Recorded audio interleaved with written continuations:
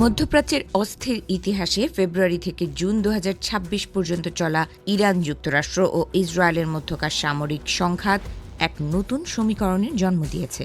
গত কয়েক দশকের আঞ্চলিক স্থিতিশীলতার ধারণাগুলো এই যুদ্ধে ব্যাপকভাবে ক্ষতিগ্রস্ত হয়েছে। দীর্ঘ সময়ের মার্কিন নিরাপত্তা বলয় বা সুরক্ষা ছাতার উপর যে নির্ভরশীলতা উপসাগরীয় দেশগুলোর ছিল, তা এখন প্রশ্নের মুখে পড়েছে। বিশেষ করে হরমুজ প্রণালী ঘিরে সৃষ্ট সংকট এবং জ্বালানি সরবরাহে বিঘ্ন পুরো বিশ্বের অর্থনীতিকে এক গভীর অনিশ্চয়তার দিকে ঠেলে দিয়েছিল।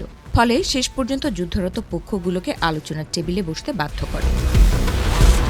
ইসলামাবাদ সমঝোতার মাধ্যমে এই যুদ্ধের আপাত সমাপ্তি ঘটলেও এর প্রভাব সুদূর প্রসারী বলে মনে করছেন আন্তর্জাতিক সম্পর্ক বিশ্লেষকরা। পর্যবেক্ষকদের মতে এই যুদ্ধ কেবল সামরিক শক্তির লড়াই নয়, বরং এটি মধ্যপ্রাচ্যের ক্ষমতার কাঠামো পরিবর্তনের একটি প্রয়াস। ইরানের শাসন ব্যবস্থাকে ক্ষমতাচ্যুত করার যে লক্ষ্য নিয়ে মার্কিন ও ইসরায়েলি জোট যাত্রা শুরু করেছিল, তা শেষ পর্যন্ত সফল হয়নি, বরং এই ব্যর্থতা মধ্যপ্রাচ্যে একটি নতুন শক্তি বিন্যাসের পথ প্রশস্ত করেছে। এই সংঘাতের ফলে মার্কিন যুক্তরাষ্ট্রের কৌশলগত সক্ষমতা নিয়েও নতুন করে বিতর্ক শুরু হয়েছে। ওয়াশিংটন তার মিত্র দেশগুলোর নিরাপত্তা নিশ্চিত করতে কতটা কার্যকর তা নিয়ে উপসাগরীয় দেশগুলোর মনে অবিশ্বাসের জন্ম হয়েছে। ফলে এই দেশগুলো এখন নিজেদের নিরাপত্তা নিশ্চিত করতে বহুমুখী কৌশলের দিকে ঝুঁকছে। তারা এখন কেবল আমেরিকার ওপর নির্ভরশীল না থেকে আঞ্চলিক পর্যায়ে নতুন ধরনের সমন্বয় এবং অন্যান্য বৈশ্বিক শক্তির সাথে সহযোগিতার পথ খুঁজছে। অন্যদিকে ইসরায়েলের আঞ্চলিক উচ্চাকাঙ্ক্ষাও এই যুদ্ধের ফলে বড় ধরনের ধাক্কা খেয়েছে।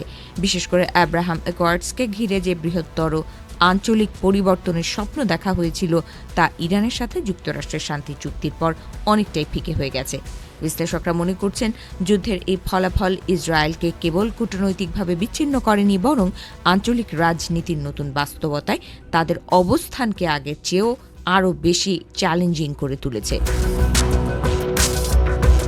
ইরানের অভ্যন্তরীণ রাজনীতিতেও এই যুদ্ধ গভীর প্রভাব ফেলেছে। যুদ্ধের ফলে দেশটির অর্থনীতি এবং সামরিক পরিকাঠামো ক্ষতিগ্রস্ত হলেও তারা টিকে থাকার যে সক্ষমতা দেখিয়েছে, তা বিশ্ব রাজনীতিতে তাদের অবস্থানকে নতুন করে সংজ্ঞায়িত করেছে।